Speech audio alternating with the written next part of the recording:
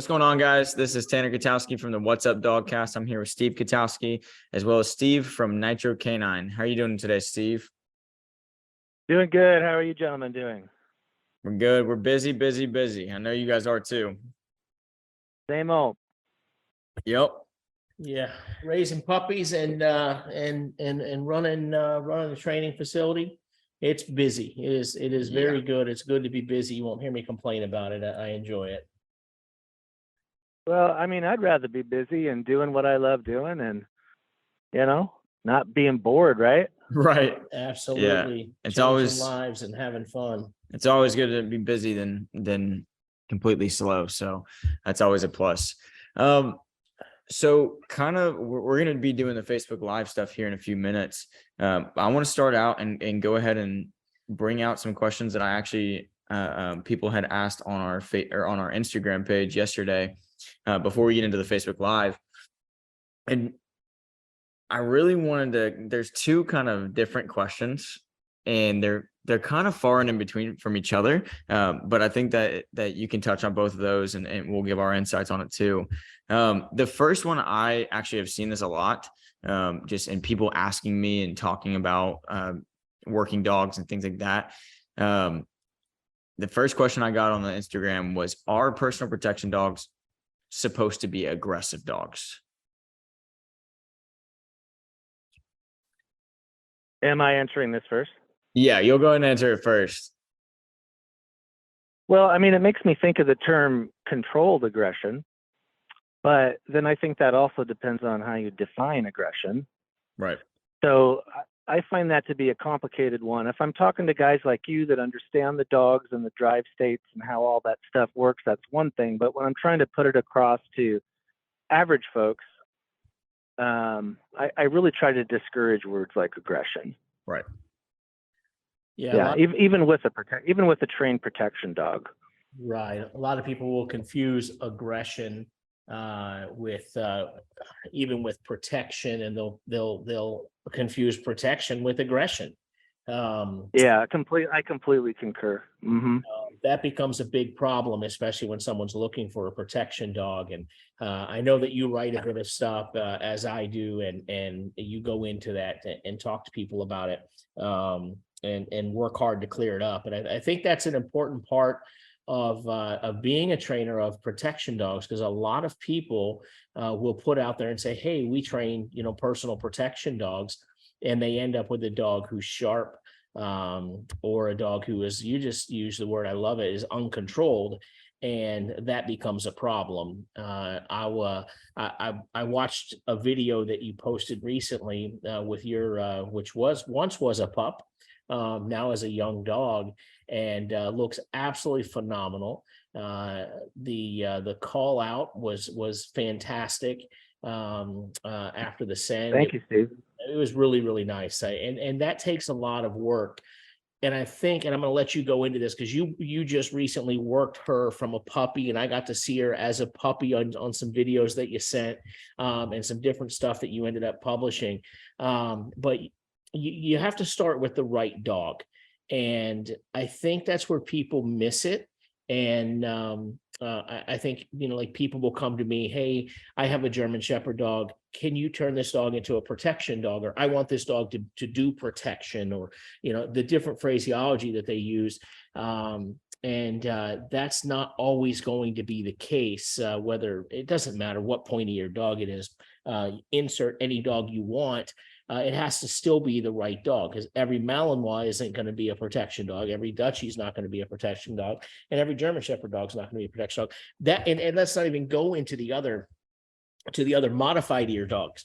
That when we start looking at where people want to, and I use pointy eared dogs, but Connie Corsos and Presses and things like that, where they want to do protection. What's your experience been with people and selecting the right dog? How do you coach people through that process? Well, if it's somebody that's asking me or telling me that they want a protection dog and they don't really know how to select the dog, I think that's one of the best places to start. because a lot of people think a German Shepherd is a German Shepherd is a German Shepherd. And as you know, that is not the case. Okay. So I think, and I don't know if you guys are aware, or your listeners are aware, that I have an article published on my website, NitroK9.com. It's called So You Want a Protection Dog. And there's also an accompanying podcast on that that we did a couple years back. And there's some great information in there that will kind of lay out the process for a novice handler, how to select a dog, what kinds of things they're looking for, but also to dispel a lot of the myths that you can have a dog that's going to, quote unquote, show aggression, but then also be able to go to the dog park and be a service dog and, you know, go to the mall and be just completely perfect in every situation. So it's like, on the one hand, I expect you to show teeth. I expect you to bite to the bone. On the other hand, I really want you to get along with Timmy's lab. Right. Sure. You know, oftentimes I'll tell people, You know, so I think the key is, sorry, my connection's just a little bit choppy there. that's okay. You got a lag. Go ahead. Well, I was just gonna. Well, you go ahead, Steve. What was your point? Well, I was going to say that, you know, I want a dog that that you can give hot dogs to. You can feed hot dogs to this dog, and you can love the dog. But if something goes south, that I know the dog's going to engage to the person who was just feeding him hot dogs. And that takes a dog with exceptional character and exceptional drives, and exceptional commitment. And I think that's what a lot of people miss. You know, it's funny you should say that. I happen to know such a dog. Yeah. Her name's Bibi, and and Bibi can be just the sweetest, most loving dog. She can play with other dogs. She can do all the things a dream dog can do. Really and truly, she can. But she is the exception to the rule, not the rule. And I think a lot of that is because of the way she was raised and trained. And, you know, a lot of people start these dogs much too old. You got guys coming in, at least I do. You asked me what my experience was, right? I've got guys coming in with pretty good papered dogs that would make excellent protection dogs, but they just weren't started correctly. Or somebody waited much too long before they consulted a trainer and took the correct steps. Right. So, you know, I'm doing stuff with a 24-month-old dog that I should have been doing with a 7-week-old puppy. Right. And, you know, and it is what it is, right? Because you still got to do it. There's just no getting around the work. Right. So, you know, I'm a puppy guy, and I like to breed selectively. I do know that. I love your puppy pit. And so I start my puppies really young. And I really enjoy that part of it because we want a dog that started.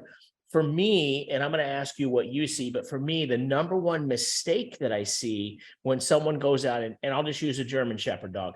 So someone goes and buys a German Shepherd dog. The number one mistake that they make is that they make the dog mouth shy. Every time the dog picks something up or bites on something, they end up. The dog. Yeah, I know exactly what you're referring to. Yeah, the dog bites them and they correct the dog rather than redirect the dog to a proper toy, a tug, something to engage it. And honestly, I see that quite a bit when someone gets a dog and then they've heard, well, we were told we should wait X amount of months before we do anything. So here we are, make this a protection dog. Like you just said, you know, things that you should be doing young, and you're getting a dog at, you know, almost 2 years old because they want to wait till the dog matures and all this. The problem is it has matured to a point where it makes it very difficult with a lot of these dogs because those natural drives are suppressed. The way that I look at it is we put a cap on those drives, right? Because you can't deplete them completely and make them go away, but you can suppress them some, and you can put a cap on them and stop them where they are. And with no expression, like you just said, now you're working that dog as an older dog. And it takes a lot more energy, a lot more effort, and a lot more hope, really, that it's going to get there. Because it's not just one drive, there's multiple drives at play. So for me, that's what I see as the number one thing that people do incorrectly. I want, like right now, I have PVC, I have metal, I have anything you can think of texture wise that these puppies can pick up and grab hold of, they have available to them, because I want them to want anything in their mouth. And that does make it challenging when they go home for the wrong person, but for the right person, it's a blast. So what do you see in the work that you're doing? What do you see where people make that mistake in their puppy raising process, and they bring you a dog and say, hey, let's make this dog a protection dog? What do I see as far as the mistakes that can happen if they don't raise the dog that way? Yeah, what do you see as as one of the biggest mistakes that people make that get a puppy that eventually they want to be a protection dog when they bring it home? Okay, so I would say the biggest mistake I see is people Googling what to do. Oh, And you guys love that one, right? you went for the juggler. And You went for the juggler. I did. I hit hard. I'm not playing around here. But in all seriousness, the way I train a lot of these dogs, and this is for somebody that came to me and asked for help and is looking for guidance, right? You can't help but respect somebody like this and admire them for staying off Google, not getting caught up in the bullshit, not looking at posts on Instagram that look kind of fancy and flashy. Even one of my guys, he sends me these videos of dogs working and dogs doing different things. And I told him, I was like, look, my friend, if you keep watching these, you're just going to get dumber. These aren't helping your cause at all. These are not educational. These guys do not know what they're doing. And so, you just have to have the right guys guiding you. And as you know, I've bought dogs from you and referred people to you. I have great respect for your guys' work and the way you do things. And I'd encourage anybody listening to this to reach out to you if they have questions about protection dogs or how to properly shape them, mold them, because the mistakes can add up quick. Yep. And it's like anything else. So you're trying to perfect a precision instrument, right?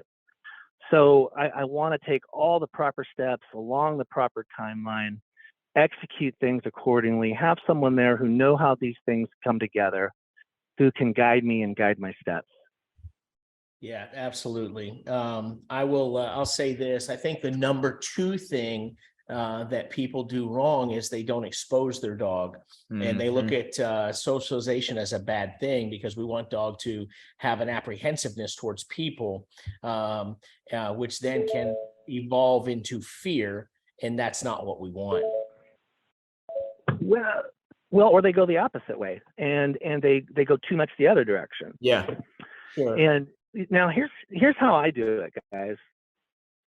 I train my dogs to ignore their external environment.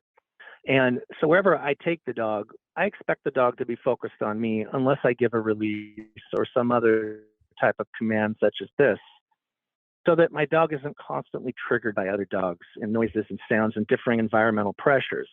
And when you've got high drive Malinois, Dutchies, a lot of these German Shepherds, they're so susceptible to their environmental exposure. Yep. And they're so high drive that you can get an association just kaboom.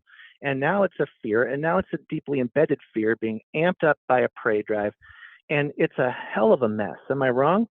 And now we want this dog to bite somebody, but he's scared of the doodle next door. Right. Absolutely agree. Could not agree, more. And I think that is that's a serious issue. If the dog is only working out of fear, then it's really not going to work to where we want. We're not going to get fight out of the dog. So it may bite in defense, get you away, but it's not going to stay, in a fight. And that's not what we want. But a lot of people will promote that and say, hey, look, I got the dog to bite. And well, I mean, even you've got a lot of guys that this is what I was talking about earlier about some of those videos. A Mally or a Dutchie, it's kind of point and click. I can just point the dog at a suit, and he's going to be hanging off it with his eyes roll to the back of his head. Yeah. And then you got guys that want to circle up on each other and celebrate their greatness. No, you haven't done any work yet. I You know, absolutely, yeah, I love it. Yeah, you know, my dog Dutch. I ran into his sister, and when his sister was 3.5. Now, granted, she was trained very well, and everything was done properly from a working dog perspective. But she had never seen a suit, never taken a bite, never anything in her whole life. We pointed her at the decoy. She hit him so hard you could hear the smack 2 blocks away. Full, deep, beautiful bite. I mean, those drives, they just course through their very being. It's who they are. Yes, yes. And if we express that, allow them to express it, then they can enjoy it and they can see the value in it. No, I mean, it's like this dog, after she did that, she let out this immeasurable cry, right? Could you imagine going through life feeling like this part of you, something's missing? I don't know what it is. What is it that's missing? Yeah. What am I, you know what I mean? And for those dogs, if they're not getting to bite stuff, if they're not getting that developed and that nurtured and an outlet for that, then they're not fulfilled animals. Well, And I know a lot of people are going to scoff at that at me, and they're going to say, "Hey, Steve, I have a Mal. I never trained him to bite. He's totally fine." Okay, fine, but that's really not what we're talking about here. right. We're talking about expressing drives, and when that dog Expressing drives. drives, then it is satisfied and fulfilled. A lot of people will say, well, I don't want to do those things with my dog because I don't want to bite people and this and that. That doesn't make the dog bite someone. I teach that everyone should tug with their dog and let it win. And they say, why should I let it win? I need to dominate my dog. No. Hey, listen, when you're done with the tug game, after your dog beats you 100 times, no one's going 100 times, as you know, with a strong dog. It's not happening. But the dog beats you all these times. You take the toy and you put the tug toy away. You just won the war, but you let the dog win the battle and build its confidence up. And then it says, hey, you know what? Get that tug toy down because I want to show my strength. And they don't have to show it on every toy, and they don't have to show it all the time. There is a rightful time for that behavior. And I find that that's real important. I think it's something that people miss, and they end up with dogs that are just looking for a bite, or they want to show off that their dog will bite. So they elevate this dog in such a way that it's always looking for a bite, and it can never calm down and settle. Well, it's always looking for a bite. It hasn't been shifted into the differing drive states. And that always bothers me if I see a dog at the end of the leash that isn't engaging in a bark and hold. It's just all about the bite and nothing else. There's definitely not going to be a defensive state there. There's not going to be a fight drive there. There's not going to be a lot of critical components to a properly trained protection dog. But I also think, and I just want to kind of run back to telling people that when we talk about these things, you really do need to have a trainer helping you, implant these bites. Even the way the bites are done, right? You have to teach them how to bite correctly. So you'll see a lot of people that they only bite with the tip of their canines, for example, or other things like that. And you can have some pretty bad mistakes, or they're having the dogs bite stuff that they shouldn't bite, not here or there, but all the time, and snapping their canines off. And so that's why I just want to encourage people to come to us and let us show you how to shape a dog like that, how to train it, how to get things going the way you want. Or what I tend to see in particular with working dogs is that unfulfilled drive, that unfulfilled desire. Right. They're gonna fill it with something. It's gonna be leash reactivity. It's gonna be anxiety. It's gonna be defensiveness. It's gonna be something negative, right? And so I think that's the big moose in the room of why we have to do it. When we have to raise them the way they were bred to be. And I don't think that's weird. No, I think that's it. And I think, and we'll shift into some pet dogs. and talk about some of the training and the methodology and the thinking and the processes there as we do that. But part of it also, it's like it has to do with the dog itself. You said what the dog is bred to be. And I think that that's really important because if we have a lab, if it's bred to hunt, if it's bred to retrieve, we have to still express those drives as well. Oh yeah. And I think that's where a lot of people fail. Well, my dog sniffs everything. Okay, so we need to work that dog in such a way that it's allowed to hunt, it's allowed to retrieve, and it gets to do that and have a good time. And I think that's what a lot of people miss in say, let's just talk about the pet side itself and go exclusive to that with these dogs. Doodles, you have two hunting dogs mixed together, and people wonder, well, why does my dog want to sniff everything? Well, there's a time and place, and there are things that we have to do, and there's things that we don't allow, but we have to allow the dog to be what it was bred to be. And I think that's a big part of the pet side of training for dogs that people miss, is they don't let their dog be who it was bred to be.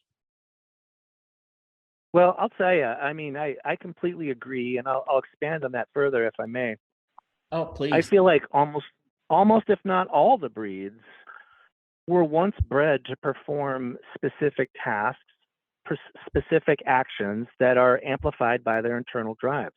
90% of them. And, right. So you got short-haired pointers that don't point at anything. It just randomly goes off all the time, or it attaches to a fixation. So you don't have a honed drive. You just got a malfunctioning circuit.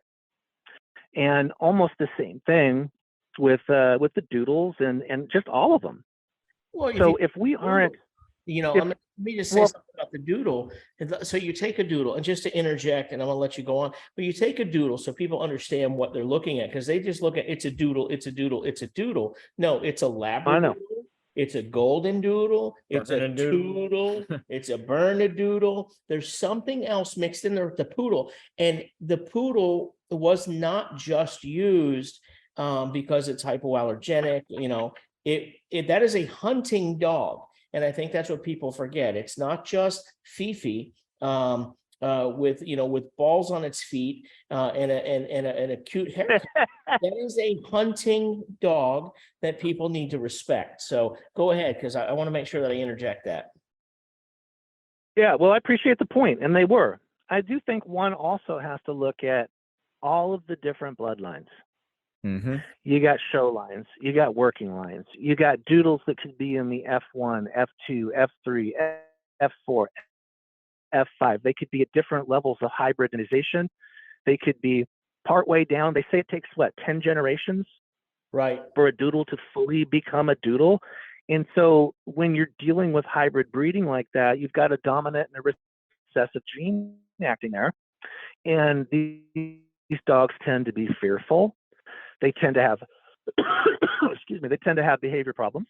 And if they're focused and they're trained right, and you start seeing the way they're expressing their drives, like you said, you got a sniffer. You got a dog who just can't quite, he's always amped, right? Or you got a dog that starts to show fear. Then there's specific ways that those pups need to be raised. Correct. At least in my humble opinion. Absolutely. Just like any other dog, they need to be raised a certain way. There's a doodle breeder, that I had the opportunity to work with their puppy program. And I had trained one of their dogs, and then they asked me to come over and check out their puppy program and see what we could modify in the puppy program to make sure they were doing things right. Let me tell you, they had a jam up setup. That went to their house, and they had a jam up setup. They had an obstacle course to get to the backyard, and then they had an obstacle course in the backyard, and it was the most amazing thing. So these pups were being exposed to noises, surfaces, you name it, physical and mental challenges, and phenomenal dogs as a result of it. And I think that people think that it's just a cute dog, so the cuteness overrides the who the dog actually is. Like you said, you have to respect the breed. What was the dog bred from? We have a friend who has, we have two friends that have Toodles now. Excuse me. And those dogs are they're stubborn, and they are driven, and they are amazing dogs, with the softest coat, by the way. I wouldn't recommend anyone get a Toodle. That Toodle is Schnoodle, which is giant Schnauzer or Schnauzer, depending on the size that they're looking for, mixed with another Doodle. I believe it's a golden Doodle. So you add in that from the hunting side, now you add a herding dog in, and not just herding, but also protection, with that giant Schnauzer, who takes a long time to develop. So you end up with these dogs that are a bit stubborn, even a little immature, for a longer period of time, and people wonder, why does it take so long for the dog to actually behave? Well, because it's just immature, and it's pushy, and you have to respect the breed. Beautiful dogs, amazing. And I'm going to look. I think one of our friends that has one may be on our live right now. An amazing dog, but we have to respect that breed and know who they are. So we try to educate our clients on who the dog is from the inside out. And when we don't know, we really highly, strongly recommend a DNA test. Yeah, I mean, that's really all you can do. And the Doodles, by the way, I've had just fantastic success with a ton of them. I've also seen some of the wackiest behavior problems. Oh my goodness. Oh yeah. But the The bitiest dog on the planet. Oh my God. But I mean, look, I mean, the large percentage, though, that 8 out of 10, I mean, they are solid. I've trained tons of them as psychiatric service dogs. Really? And yeah, psychiatric service dogs. We've got a bunch of them that are detecting blood sugar. We got some of them that are looking for seizures. We've got all kinds of stuff, and they're so on point. And but again, even them, if they're not raised correctly from a baby, and somebody brings me a dog that's 12 or 16 months, I can't really guarantee how far I can take that dog. Yeah, absolutely. If you would have started younger, and we could have started, making some of the tasks and shaping that into the way we're raising this dog and our routines, I mean, shoot, it would have been easy as pie, right? But and then I don't know, do you guys get a lot of people that pull a dog out of the pound and then want it to be a service dog right now? I would say not as much anymore. When I first became the lead, I probably had a couple within the first couple months. Most of the time, what we get with, I would say the number one phone call we get as far as making their dog a service dog or anything like that at this point in life is getting dogs that, I mean, a lot of them are Doodles. People, well, can you make my dog a service dog in a 3-week board and train? Well, no, that's not going to happen. Right. I had yeah, and that's a big thing, and it comes with time, obviously. But the main thing I get is going to be Doodles. Now, I do have people that have had dogs from the pounds that they're great dogs, but environmentally, you don't know what happened before. Most pounds and shelters and rescues, what is the number one thing they always tell you? To get that dog out the door and into your car to go home. Oh, well, they were abused before and this, that, and the other. Most of the time, that's not the case. And I know my dad will talk about that a lot. Yeah. Well, I mean, I think a lot of those guys throw a lot of people under the bus. Right. And unfortunately, I've seen it too many times I know it's real. It's a thing. Yeah. And a lot of times it's just bad genetics. It's a history of bad genetics, and it's really nothing else. Right. And and modification can do a lot for that. But if I'm looking to create a service dog, I'm going to want to spend all my money and time sorting out a bunch of issues. I want to train the service dog. I want to accomplish my goals. Right. Exactly. And so that's frustrating for a lot of people that find themselves in that situation. And I'm seeing even more and more 18, 19-year-old kids being handed pit bulls with extensive bite history and dogs with extensive bite Yep. history, and told that they were just misunderstood. Yep. And then, the chaos and the carnage just continues.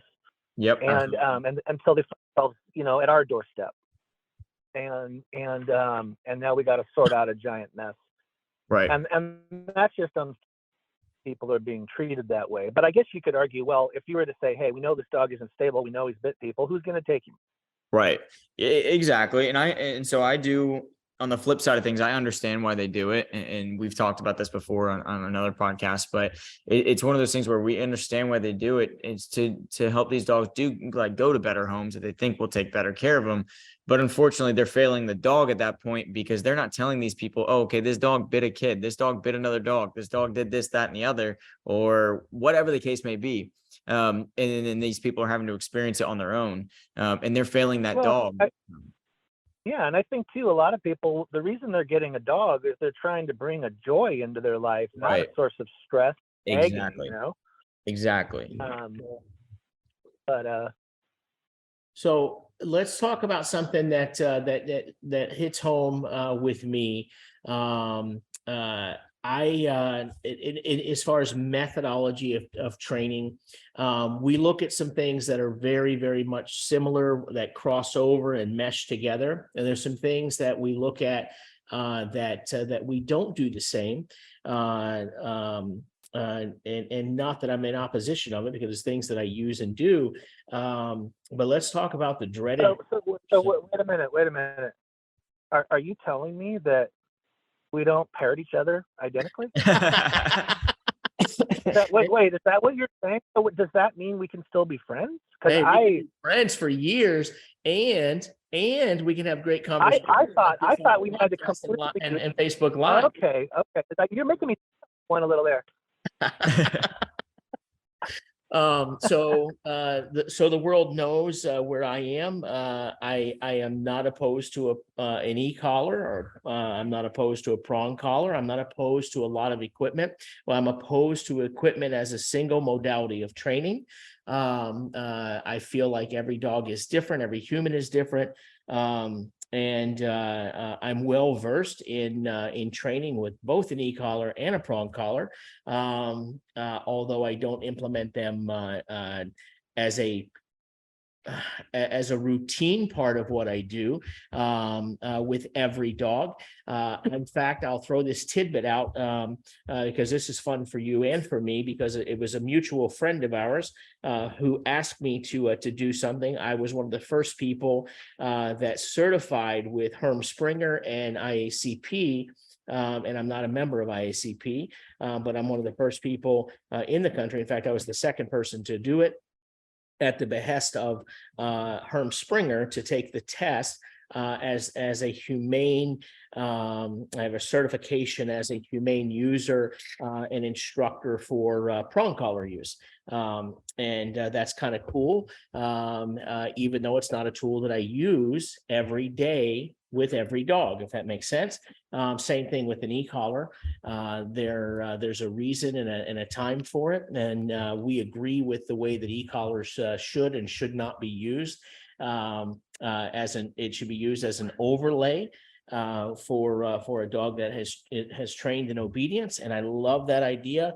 I think that it's fantastic for the person that needs that communication, and I have no issues with that. Just so the world knows, I don't have an issue with that. And it doesn't matter if it's a pet dog through a police dog. It doesn't matter what dog we're looking at. It really deals with the communication between that handler, owner, and dog. One of my favorite stories, I don't know that I've shared with you, but I had a dog that would not out a toy, and this was a working dog. And when they came to see the dog and I showed them the dog would out, they said, "How much power did you put on that dog?" I said, "0 power."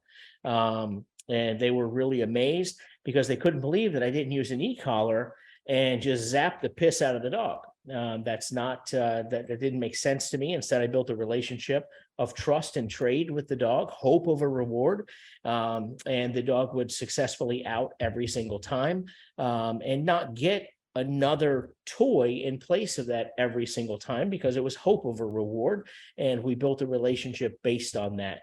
And so I believe in you're like the gooey guy when it comes to and for the people that are watching the Facebook Live, I'm trying to do this dual, but for the people that don't know Steve, Steve is that gooey guy, and he brings an artistry into training with what he does. It's an Eastern philosophy that I'm going to let him talk about, because I believe in that. I use it. I use it without even knowing that I was using it, probably from some of my background in martial arts, and just having that exposure and that experience with fluid motion and adapting that with communication with the dog. But you look at things a little bit differently. Like you really like that prong to help with communication, but I want you to explain that so that I don't fumble over what that is and what it is that you do and how you use them so successfully in the programs that you have and with the dogs that you train and the clients that you work with. Well, I just think there's a lot of negativity about prong collars, obviously, and people tend to look at a prong collar as negative and a piece of food as positive. Right. My philosophy is, in my opinion, a little bit more evolved. We use the prong collars. There's little to no discomfort to the dogs. The collars distribute pressure evenly across the neck. Now, there's differing ways to fit a prong collar, use a prong collar. Anybody could throw on a Slayer album and start wailing on a dog, right? Right. Oh yeah. But I have this feeling that anybody could grab a pair of scissors and stab their wife too. Should we ban all scissors? You know, there has to be personal responsibility and accountability. Absolutely. You know, and I just think that's important too. But so I use a series, multiple corrections. Dogs will often receive 40 to 50 corrections in an hour that are completely painless. And if you watch any of the thousands of videos that I produced that are completely unedited, by the way, you will see dogs who are wagging their tail, happy, super engaged, right? Just deadlock eye contact, rock solid heels, automatic sits, nice hand and voice command, anxiety going away, aggression going away, confidence built up. And the list just goes on and on and on. And that's been my experience with training collars. And it's not that I don't use food. I use food occasionally. With BB, I used a lot of food because, you know, her neural pathways enforce themselves so quickly, right, that I can get her to associate rapidly. I also know when to back off, so I'm not overdoing something. But for a lot of people, a lot of mistakes are made with food, and they're associating incorrectly, just left, right, and sideways. And right. There always has to be a point where a dog makes a choice too. You know, am I going to choose to do this when I don't want to? Because if they don't do it when they don't want to, how is it obedience? Right. Seems to me like it's just kind of a sideshow where you're in your garage and there's no distractions, and you got the dog following you around, just like those guys pointing Malinois at suits that'll bite anything that moves and then celebrating their greatness. Right. Anybody can show a dog the food and put on a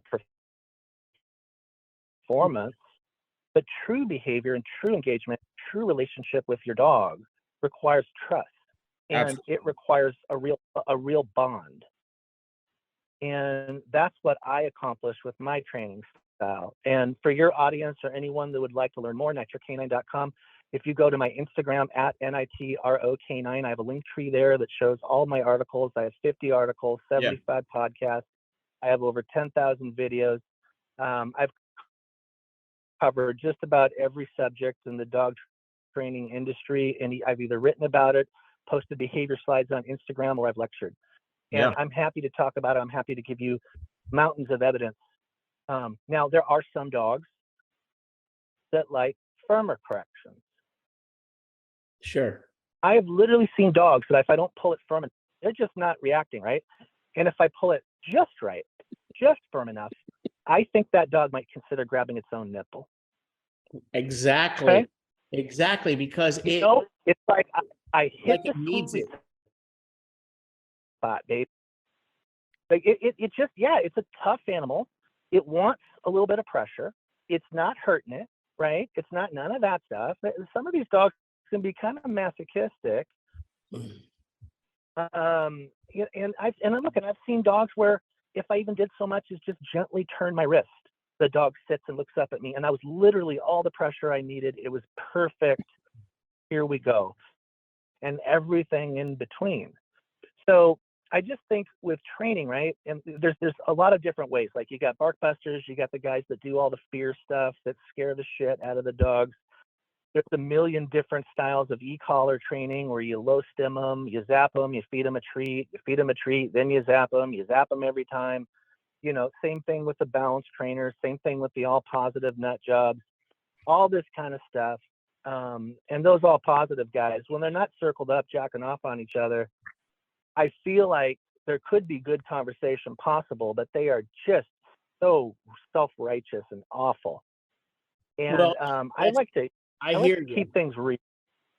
Yeah, I hear you Yeah. because there's things to be learned from that side. The problem is, and I'm going to lead you down a path, but the problem is we become so extreme with that it just doesn't work. And that same extreme side coming from the e-collar world right now, and I see a lot of it right now. I'm sure you do as well. There's so much extremism pushing for your dog can't recall without an e-collar. That's not true. I posted a video Well, a it's month not ago. true, but I posted a video a month ago of two dogs recalling off of squirrels in the tree back to my back porch. I didn't use their name. I didn't have to break and interrupt their drive by using a name. I simply boom, both dogs came back in, and these are high prey drive dogs, and they were treeing squirrels and came running back to the porch. They've never had an e-collar. But let me jump in and say that that's not going to be the vast majority of dogs, unfortunately. Absolutely correct. And I mean, and a lot of people too, if they had raised the dog correctly as a puppy, brought the dog to professionals, brought it up, just like we've been talking through this entire podcast, then situations like that become much, much more likely for the average person. But, I'm ending up doing lots of dogs that are a year old, 2 years old, 5 years old, 6 years old. And if I don't do certain things, they're not going to come back ever. They're just going to run out in front of a car and die. Now, the problem I have with a lot of this e-collar fanaticism is you've got the people on the one side that want to ban them and get rid of everything they don't agree with, right? And so I don't really like the woke stuff or the mob mentality. And then you got the other side of it that, it's just a tens, they barely feel it, they this, they that. And I've watched videos of these guys delivering so many corrections, I couldn't even believe it, okay? With the remote collars, and and their dogs just don't look good. They don't look happy. Their tails aren't up. They don't look like they're into it. They just look like they've been submitted into slavery. Well, they look compliant, and I feel like they're compliant, but I tell you, they're not stoked. Right? They're not stoked. They're compliant. And when I see dogs that you train, though, I see happy dogs, and I'm sure you would say to your audience and to mine as well, when you see the dogs I train, you see happy dogs.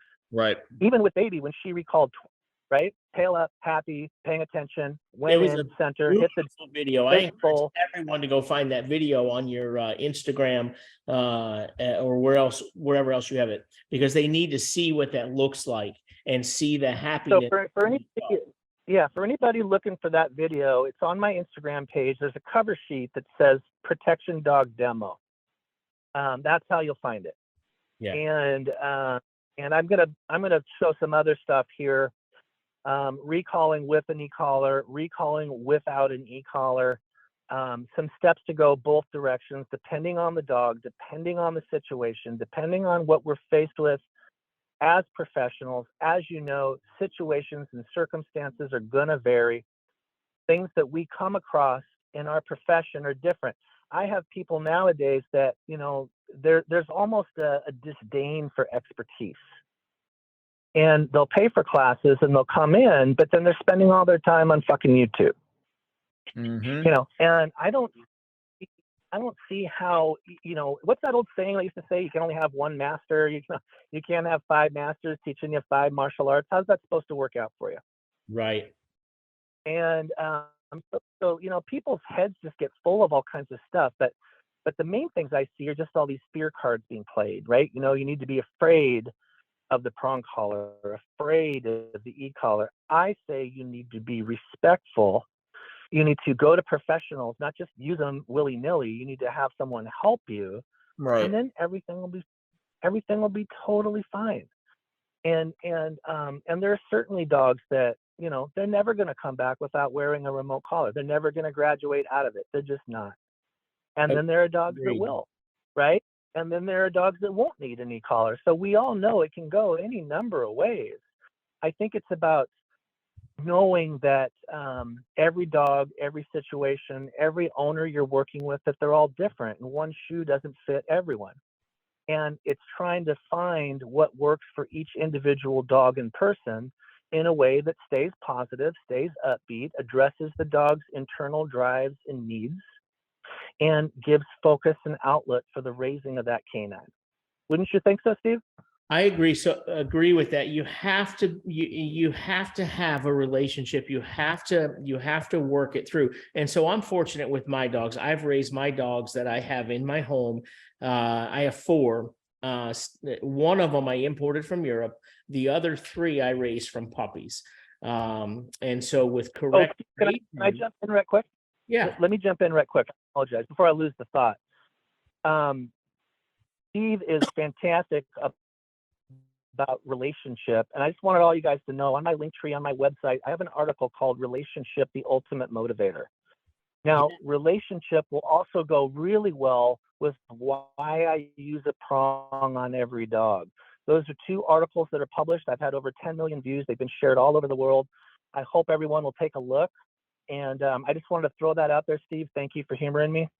That's good. Well, like Tom posted on Facebook Live, he said, "Hi guys, I got on late, but you're right. You have to build a relationship. With that comes trust, and absolutely, you have to build a relationship. And that relationship is good and bad, right and wrong.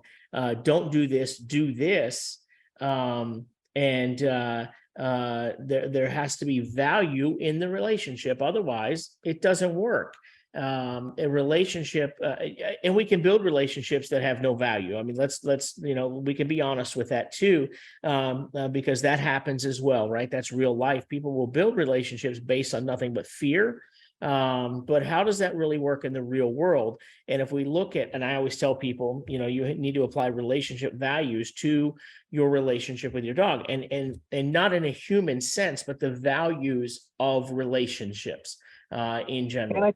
And I think you, Steve, that a lot of people are, from the excessive fear mongering, there's so many people that are just terrified about doing the wrong thing.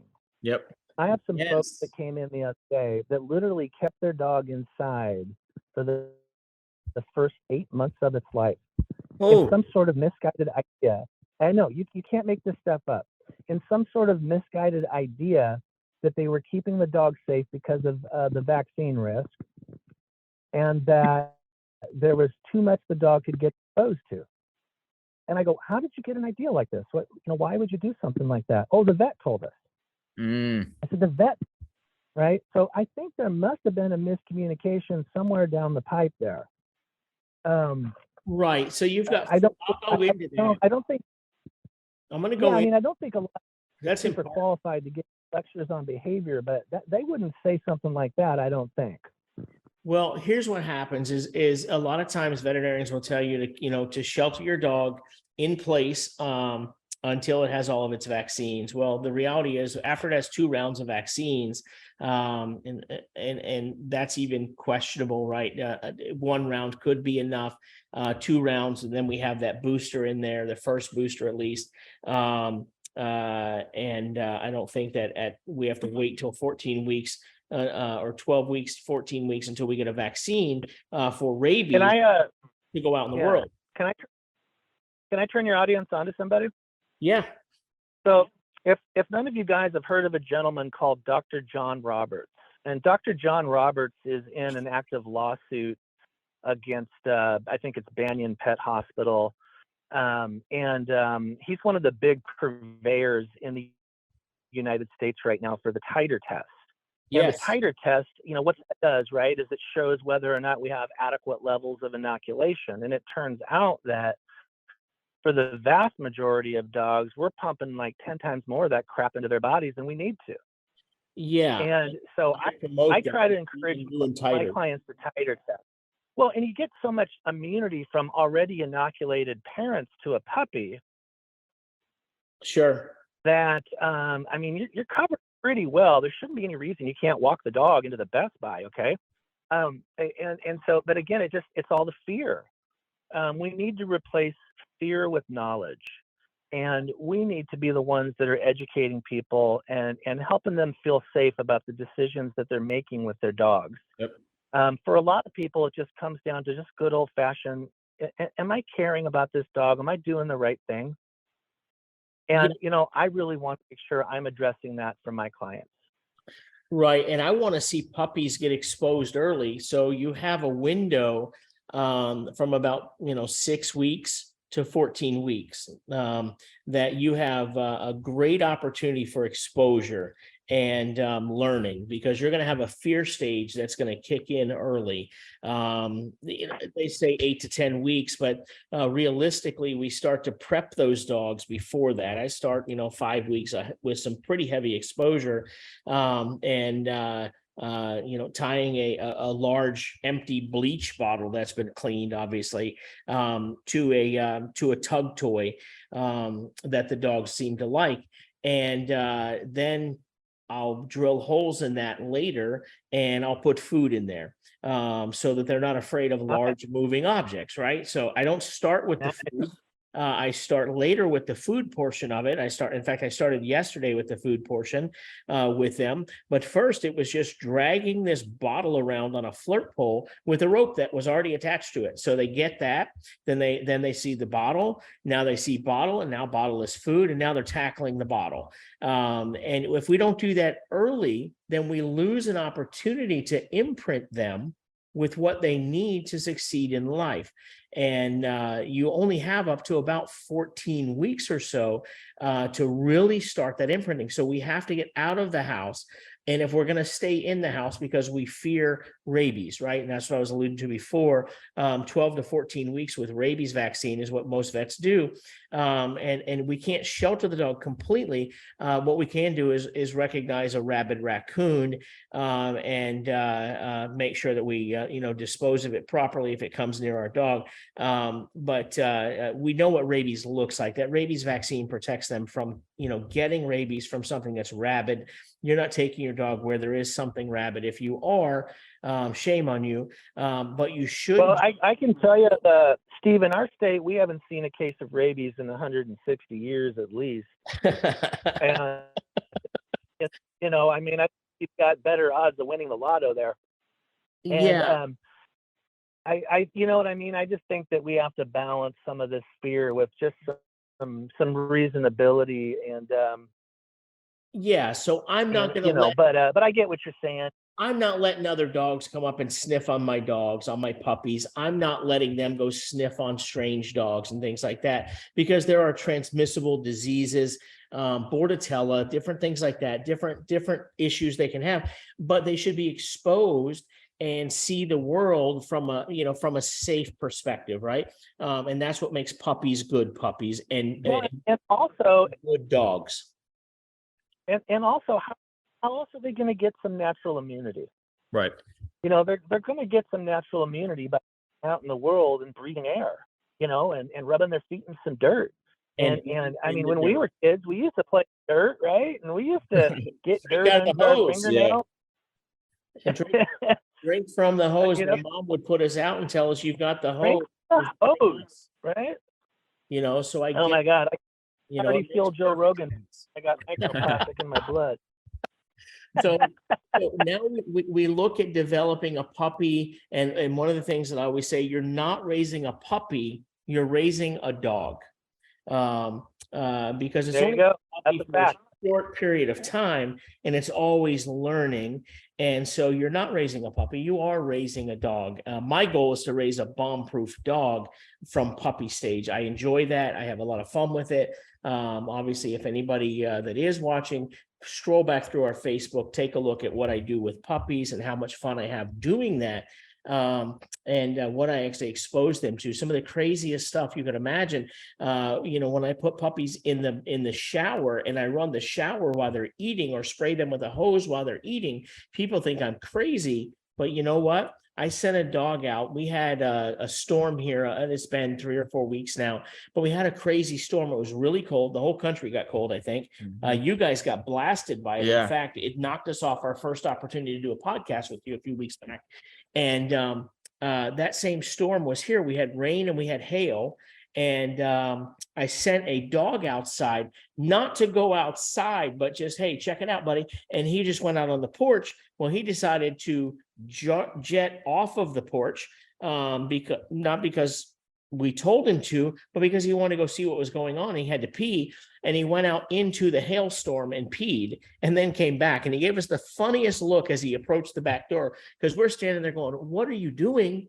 Why did you go out there?" And he was giving us the funniest look, like, "Hey, do you know what's hailing outside?"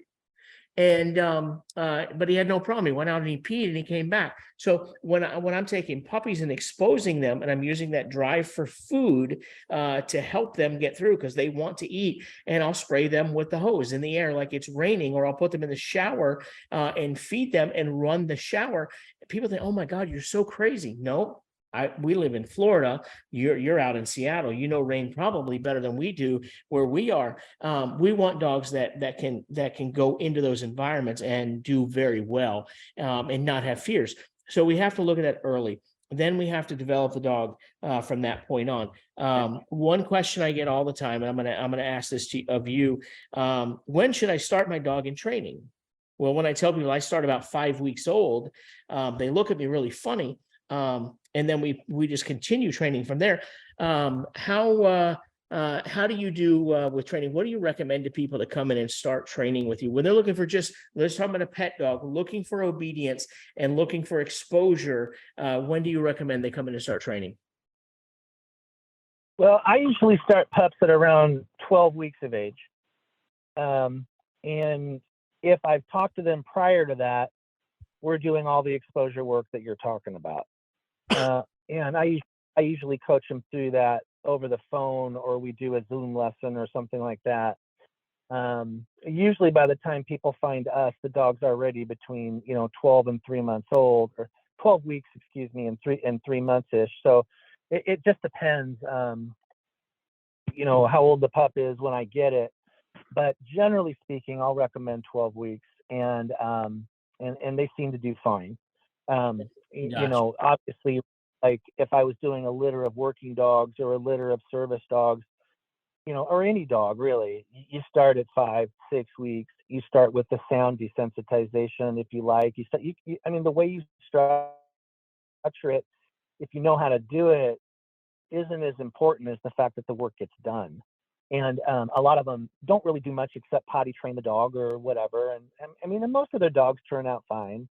But I would want better for a working dog, or better for a dog that was going to be a service dog. I would be looking at every last detail. And Right. I think you're one of the best there with your puppy stuff. It's just super impressive. The puppy pit in particular, all these things are incredible. All you guys here in Seattle that are listening to this, you got to jump on this guy's website. We're going to provide links and information, and look at his puppy. This is unbelievable. And I do something similar. I fill a tub up with plastic bottles. I've got things they run through run up, and when I raised my own pups, we crunkle the tin cans and slam them into a metal bin and shoot guns and do all kinds of stuff like that, and make them run through sprinklers and all kinds of these things, and I've seen a lot of real good working dogs take a nice bite, somebody squirts water on the dog's face and the dog lets go, and that's embarrassing. Right. And so I think Steve's dead on that, a lot of that work has to be done. But, for your question, right, just general obedience, we'll recommend 12 weeks. We'll recommend sometimes 16 weeks if it's a really, really super sensitive dog. Right. It's just dog situation by situation. If I don't think a dog is going to thrive, I will delay it. I will have them wait, or I will have them take additional steps under my supervision before I'll start. Yeah. Well, good. Steve, I've asked you a lot of questions and put you kind of in the hot spot, which is great because we get some great solid answers, and I'm enjoying it. But we're going to wrap up here in just a second. So I figured I'd open it up to you. Is there anything else that you would ask of me or of Tanner that we can wrap up with and kind of move on and do our thing? But it's great, man. I appreciate all your time, but I want to open up the floor to you. Well, thank you, and I appreciate you guys too. And Tanner, you're my Instagram guy, right? Yes. Yeah. Okay. Because Steve, I thought I was talking to you, but it turns out it was Tanner who, and it looks like you have raised one hell of a good kid there. Well, I appreciate that. Yeah, very respectful, very sharp, seems to know what he's doing. Good job, man. Good kid there. Thank you. This is something I wouldn't normally say when you can hear it, Tanner. So as far as something to ask you guys, I mean, where do you feel that our two training styles meet in the middle? I kind of want to answer that one. So I watched a lot of your Instagram stuff. I mean, Dad's told me a lot of stuff. Being hands-on, I mean, every day, 4 or 5 appointments a day, plus board and trains, plus day trains, and all that stuff that I do now at the facility that obviously my dad's done. We've had trainers in the past that have done it. I've kind of seen, and I've taken some of your psychology with different equipment and different methods and things like that into what I do now, because every dog is different. There's some dogs that feel more comfortable, and I actually use the exact wording that you posted one time on your story. Is there's some dogs that are more comfortable on a pinch or a prong collar, whatever you want to call it, or on a fur saver or on a martingale or whatever collar and equipment you want to use. There's some dogs that are more comfortable because they are honestly, like you said on your story, it feels like they're being touched by something. Whether that be with the prong collar, it almost simulates another dog correcting it. The biggest thing is well, it's about connection.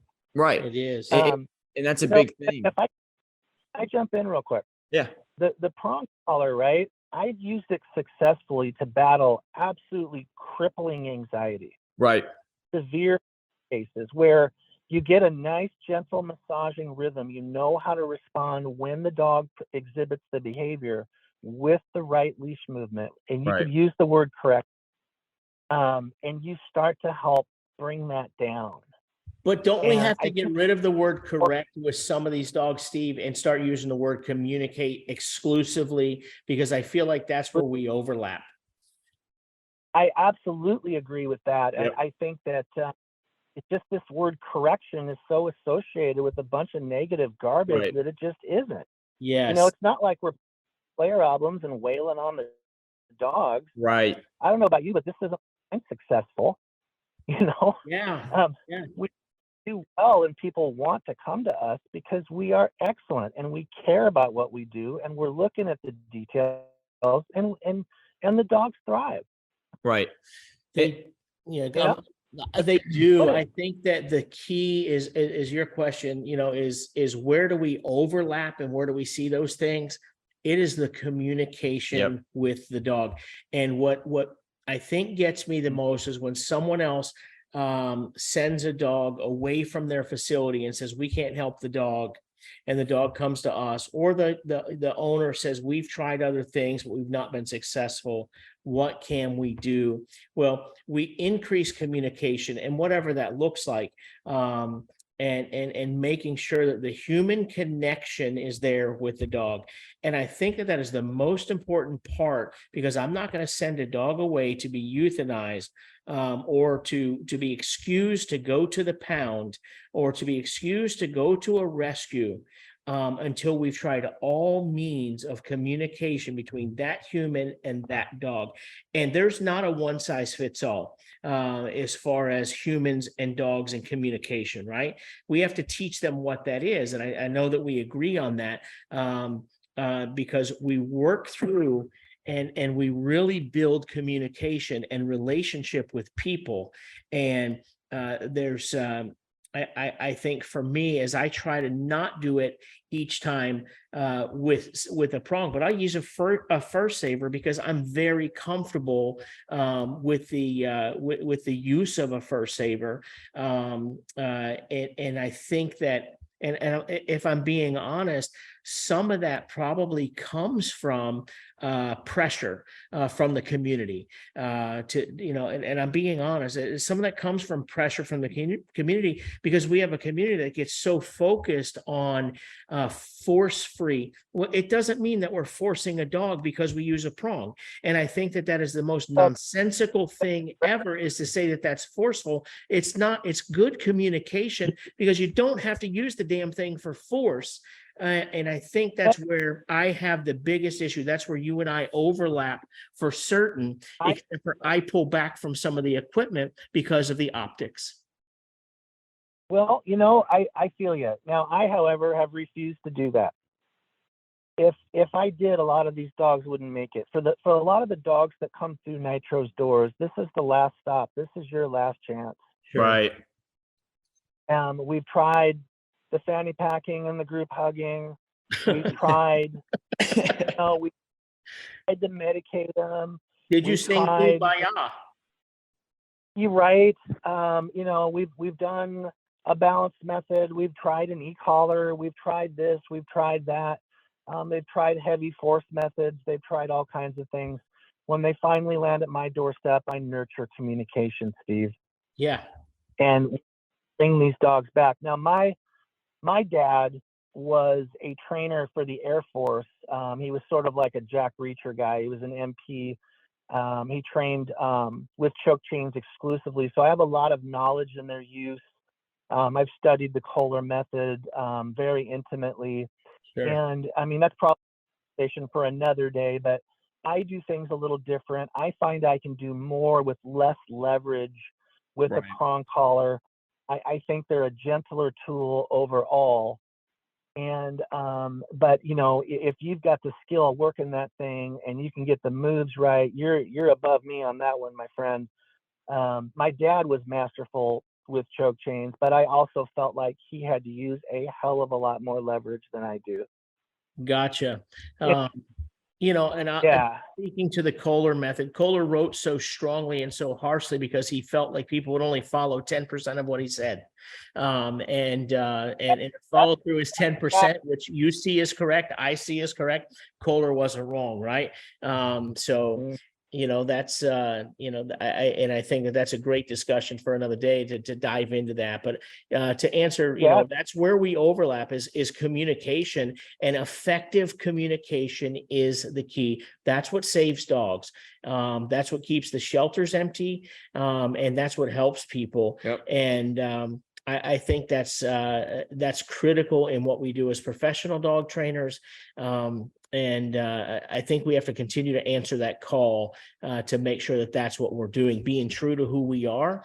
Again, I've pulled back just a hair. Like I said, IACP and Herm Springer certified me in the humane use of a prong when they first launched their testing program for it. And I'm proud to have that. I think it's great. It doesn't mean that it's a tool that I use all the time, because for me, I learned on a fur saver, and I've been very successful with it. And I'm hoping that I can teach people whatever the equipment is, and it doesn't matter to me.